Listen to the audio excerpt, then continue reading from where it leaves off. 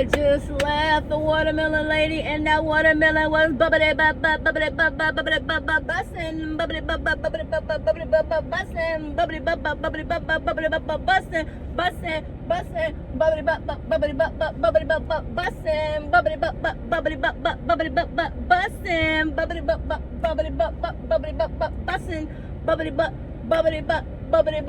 bussin'.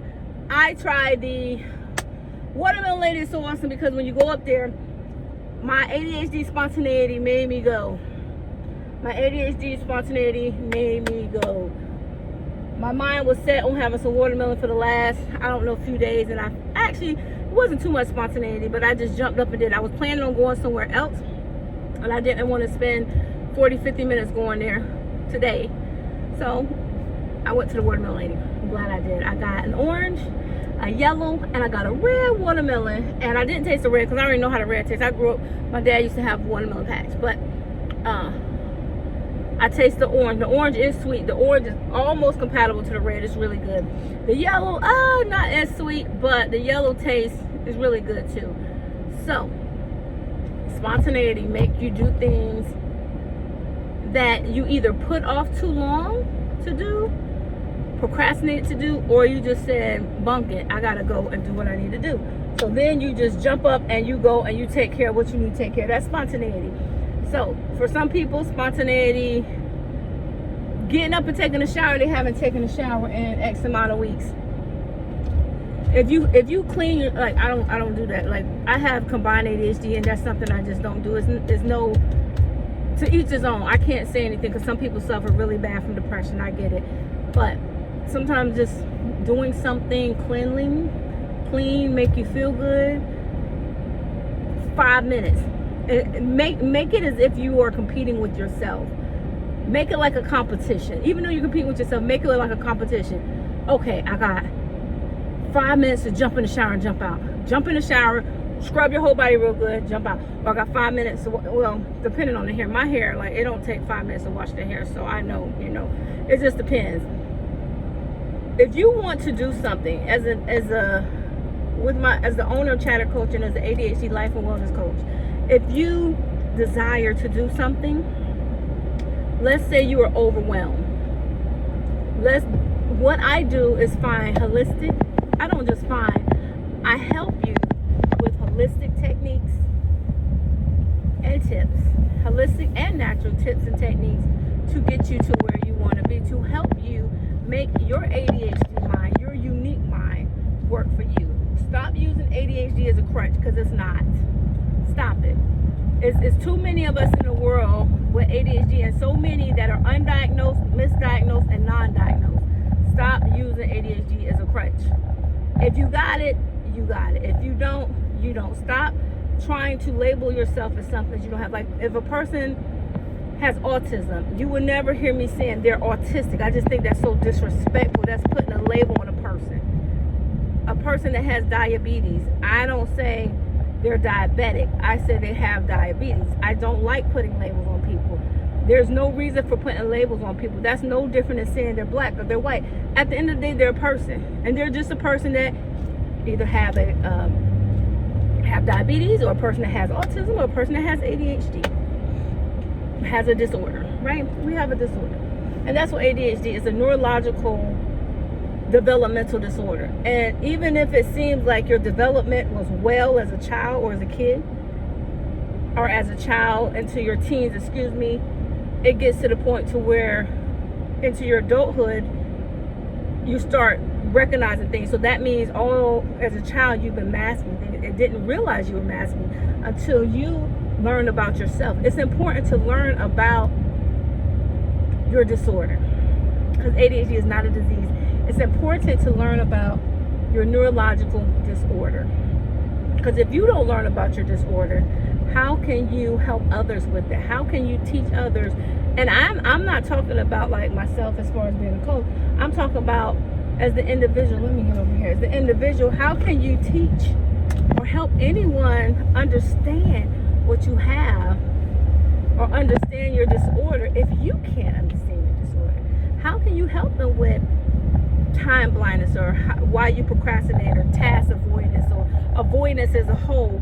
How can you explain something to someone if you have no knowledge about it? That's why I stay consistently, and probably over 20 plus years, I've worked with mental health, behavioral health. I've worked with people with autism and ADHD. Never would I imagine I have it. I was diagnosed at 30. I was diagnosed with ADD at 32. I was misdiagnosed. Let me rephrase that. With ADD at 32. At 34, I was diagnosed with ADHD.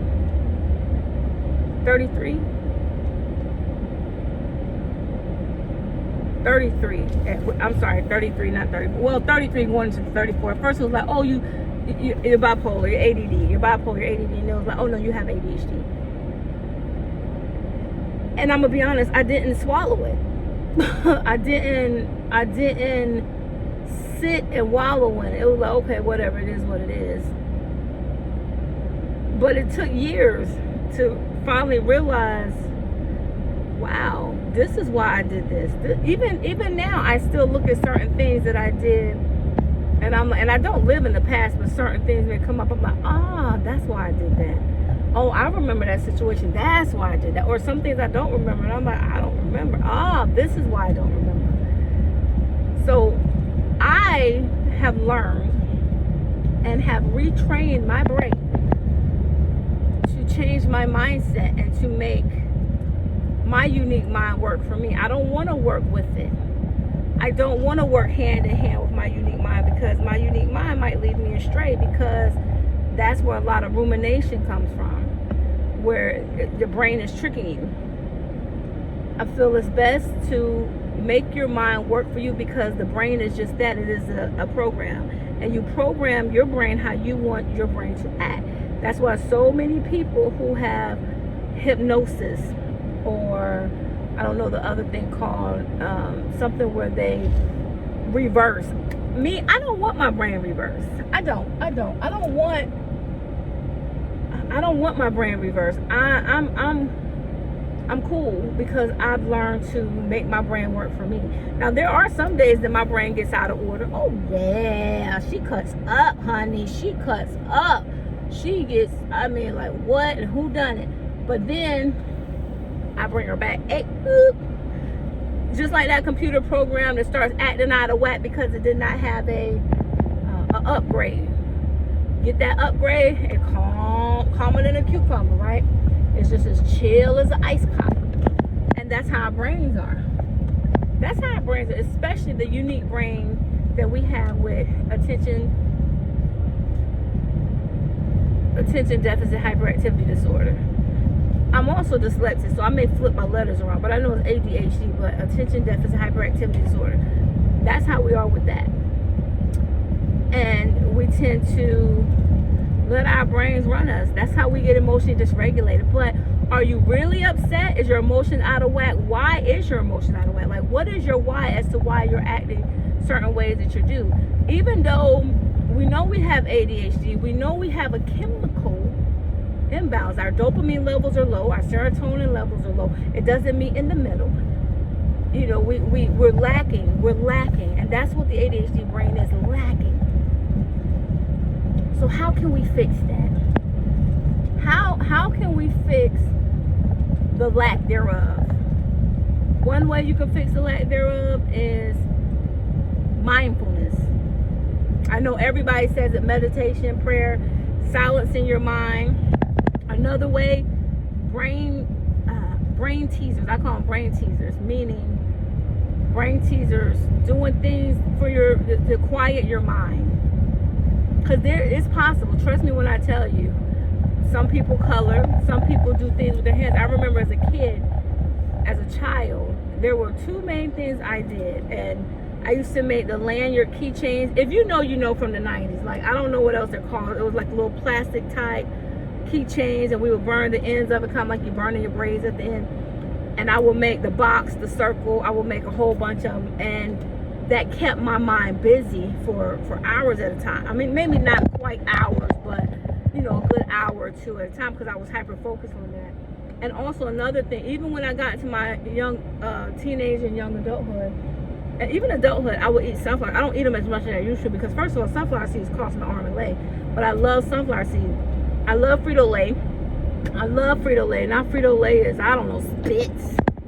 But I would eat sunflower seeds, and sunflower seeds would really relax my mind. And I'll be zoned out. Like, for some people who smoke that ganja or that Cheech and Chong or whatever they call it, that's how sunflower seeds was for me. I would just literally be zoned completely out. And it was something that I really enjoyed. And the older, I don't want to say the older I get, the more that I'm aware, the wiser I am. Because it has nothing to do with age. Wisdom has nothing to do with age. A child can be wiser than an adult.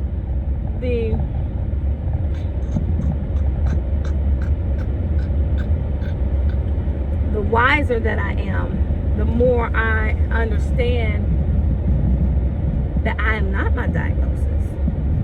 The more that I understand why I do things that I have done and why and how I can change that.